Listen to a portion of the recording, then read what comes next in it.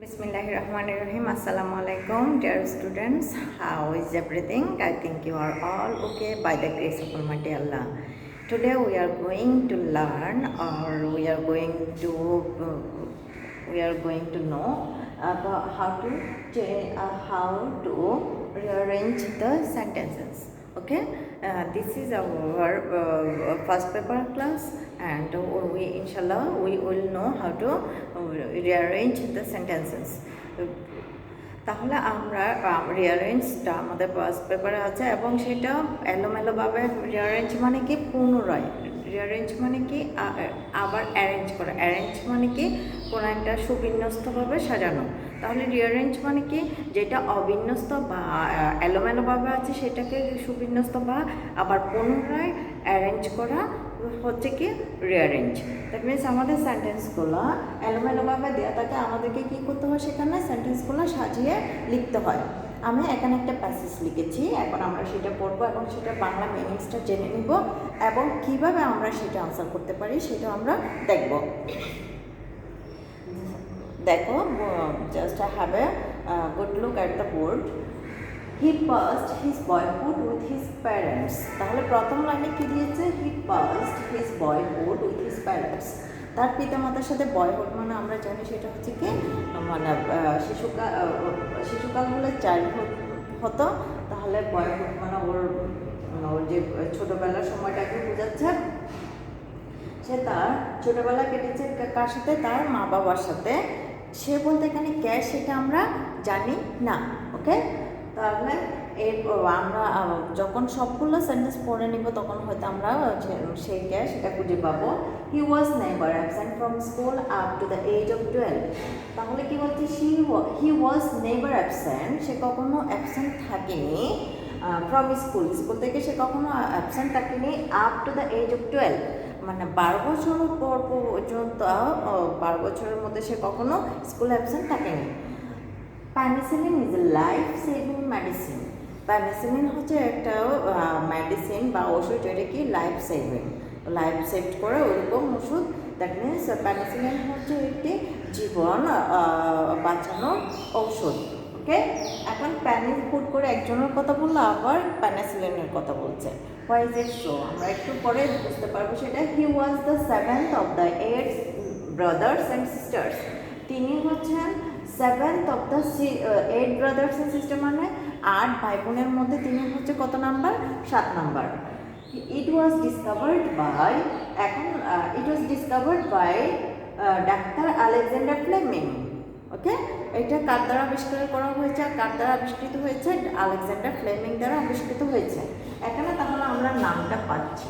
ওকে, তাহলে আমরা হি বলতে এতক্ষণ কাকে বলছিলাম? আলেকজান্ডার ফ্লেমিংকে বলছিলাম। He passed, he was never, he was the 7th child of his parents, অনেক কিছু পেয়েছি। এখন এখানে ইট ওয়াজ বলতে ইট ওয়াজ ডিসকভার্ড। তাহলে এটা কী জিনিস সেটা আমাদেরকে পুরোটা প্যাসেজ করে বের করতে হবে।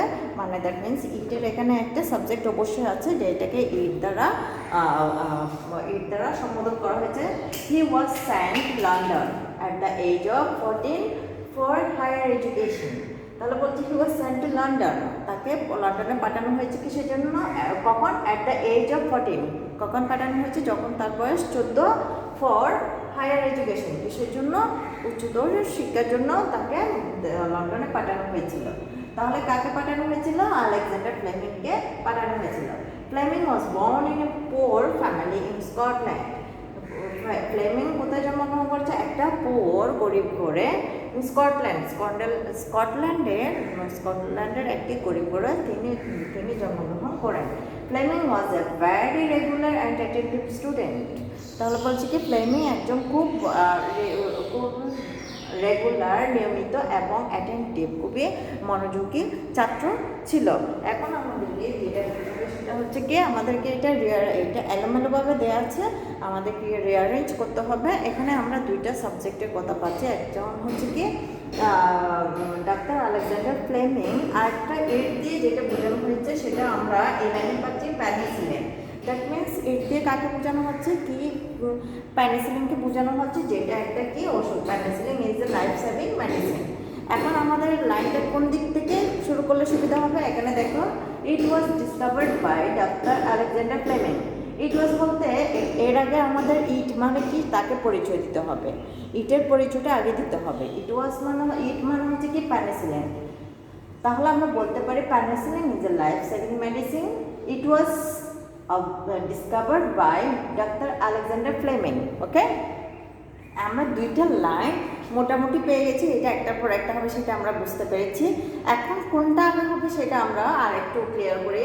ফ্লেমিং ওয়াজ বোর্ন, এখানে হি দিয়েছে, দ্যাট মিনস এটার আগে হিটাকে হি প্রনাউন ইউজ করেছে, দ্যাট মিনস প্রপার নাউন নয়।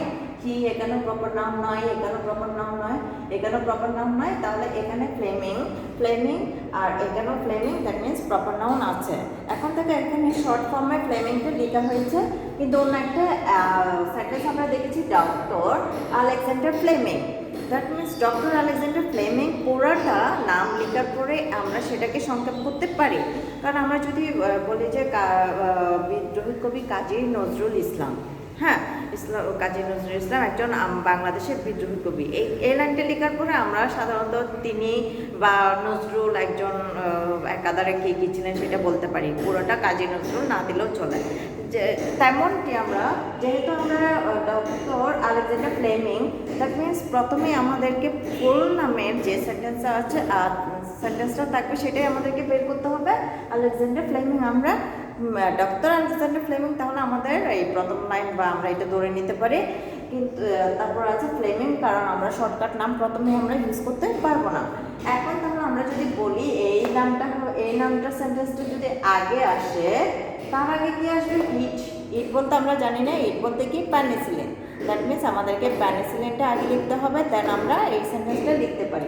তাহলে আমরা পরীক্ষার খাতায় এভাবে গড় বানাবো। আমরা একে কি হবে? তাহলে একে হবে কি পেনিসিলিন, একটা সি নাম্বার, সেটা হচ্ছে কি penicillin is a life saving medicine.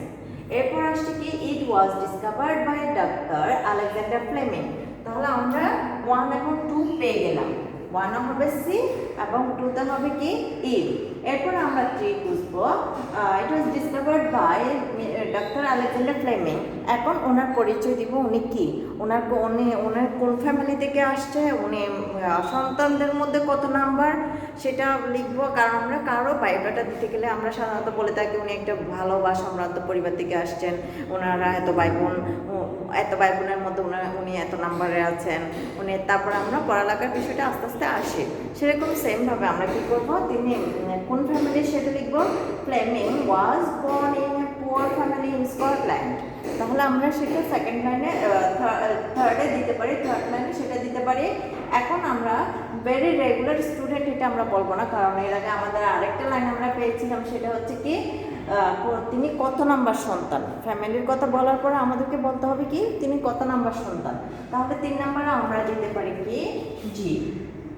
That means Fleming was born in a poor family in Scotland. এরপর আমরা দিতে পারি he was the 17th of the 8 brothers and sister. তাহলে এটা হবে 4 নাম্বার হবে কি ডি। তাহলে 5 নাম্বারে কি হবে, ওনার পরিচয়টা আমরা দিয়ে ফেললাম। এখন বলতে পারি ওনার আচ্ছা, he passed his boyhood with his parents. তাহলে তার বাল্যকাল কীভাবে কেটেছিল, তার ফ্যামিলির সাথে কেটেছিল। তাহলে সেটা আমরা 5 নাম্বারে দিতে পারি। তাহলে 5-এ কী হবে এ। এখন দেখো, এখন আর একটা ইম্পর্টেন্ট লাইন থেকে যাচ্ছে, সেটা হচ্ছে কি he was never absent from school up to the age of 12। আরেকটা আছে Fleming was a very regular and attentive student. তাহলে বি নাম্বার আগে হবে নাকি এইচ নাম্বার আগে হবে?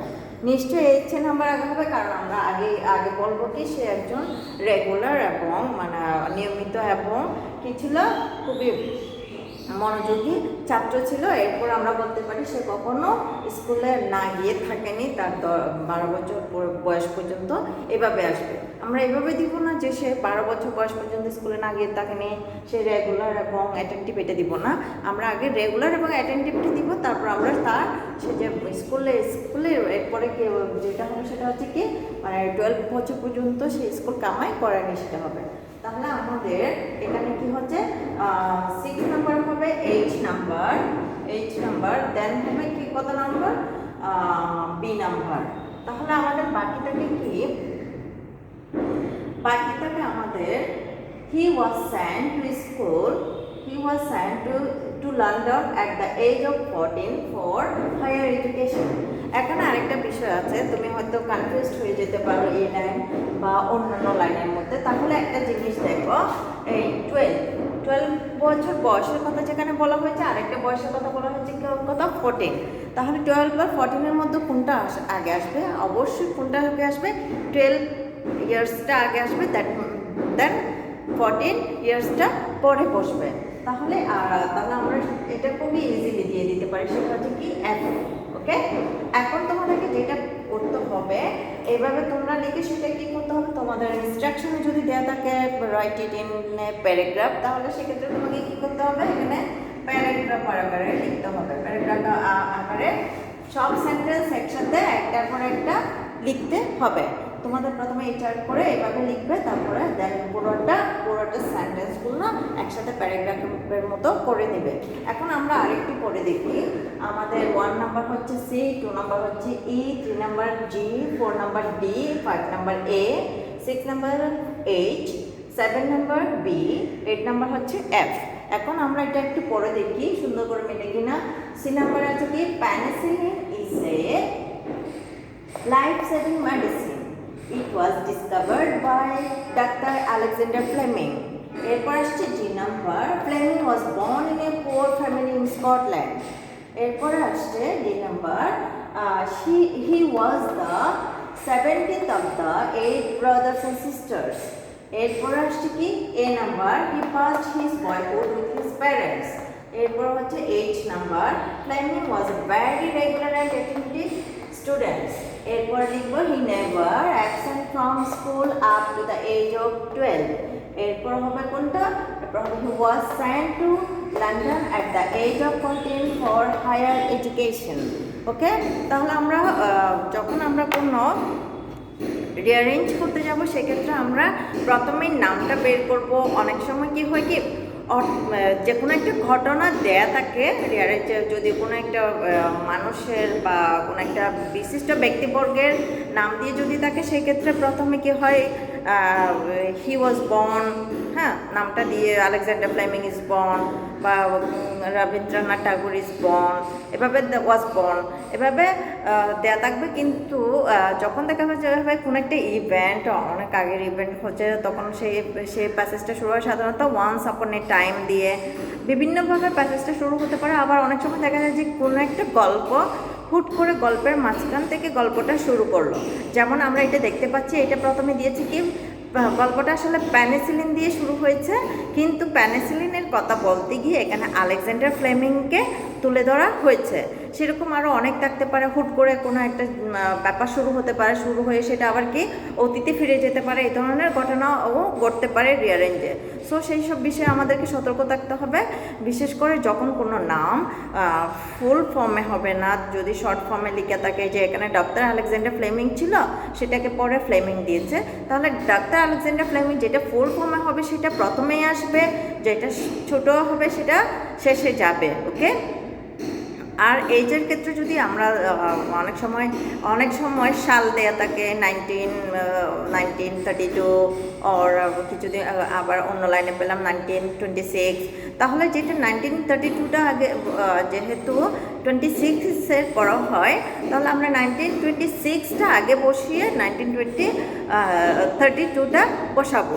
এভাবে আমরা সিকোয়েন্সলি একটার পর একটা লাইন যদি আমরা জয়েন করতে পারি, তাহলে ফার্স্ট লাইন থেকে একদম লাস্ট লাইন, যেহেতু আমাদের 8টা লাইন আছে, সবগুলো কমপ্লিট করতে আমাদের খুব একটা অসুবিধা হবে না।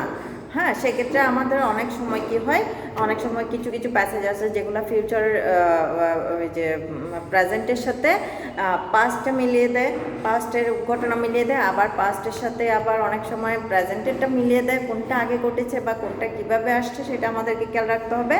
অনেক সময় প্রেজেন্টের সাথে ফিউচার মানে কী হবে সেটাও অনেক সময় মিলিয়ে দেয় বিশেষ বিশেষ ঘটনার সাথে।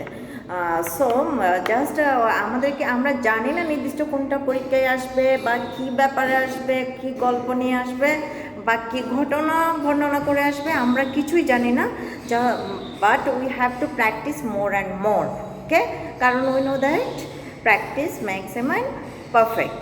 আমরা যতই প্র্যাকটিস করব ততই আমরা জিনিসগুলো ভালো মতো পারবো, আমাদের জিনিসের দক্ষতা চলে আসবে। আমরা প্র্যাকটিস করার কোনো নাই, আমি যে আমার কমন আসলো না এই ধরনের কোনো কথা হতে পারে না। হ্যাঁ, আমরা যত প্র্যাকটিস করব ততই শিখবো। কমন নাও আসতে পারে, ইট ডাজন্ট ম্যাটার, কিন্তু আমরা রোল বাই রোল সিরিয়ালে আমরা যদি ওভাবে যে কিছু কিছু টেকনিক্সের কথা বলুন ছোটোখাটো, ওইগুলো হিসাব করলে আমরা অনেক সময় কি জিনিসটা মিলাতে পারি। ওকে ফাইন, টিল দেন আল্লাহ হাফেজ, will meet again in another week. Allah Hafiz.